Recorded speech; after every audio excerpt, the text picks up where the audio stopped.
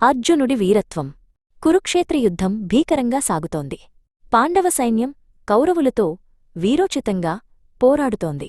ఆ రోజు యోధానుయోధుడు అర్జునుడికి ఒక పెద్ద సవాలు ఎదురైంది.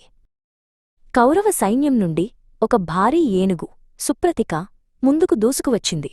దానిపై ప్రాగ్జ్యోతిషరాజు వృద్ధుడైన కాని అత్యంత శక్తివంతమైన భగదత్తుడు ఉన్నాడు.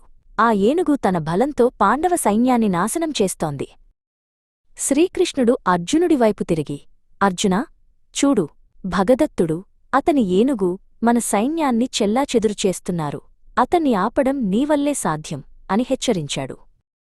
అర్జునుడు తన గాండీవాన్ని ఎక్కుపెట్టి, కృష్ణా, రథాన్ని అటువైపు పోనివ్వు. నా పదునైన బాణాలతో ఆ ఏనుగు గర్వాన్ని అణిచివేస్తాను అని ధైర్యంగా పలికాడు.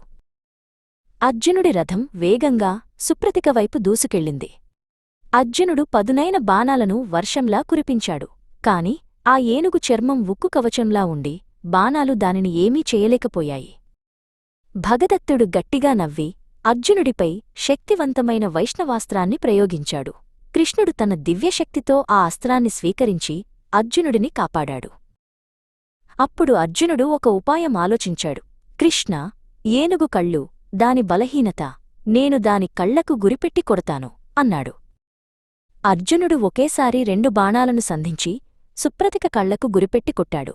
ఆ దెబ్బకు ఏనుగు గట్టిగా ఘీంకరిస్తూ కళ్ళు మూసుకుని బాధతో తల అటూ ఇటూ ఊపసాగింది.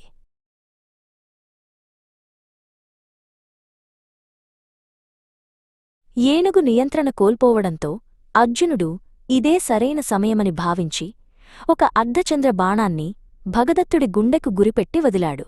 ఆ ఒక్క బాణం దెబ్బకు భగదత్తుడు వీరమరణం పొందాడు.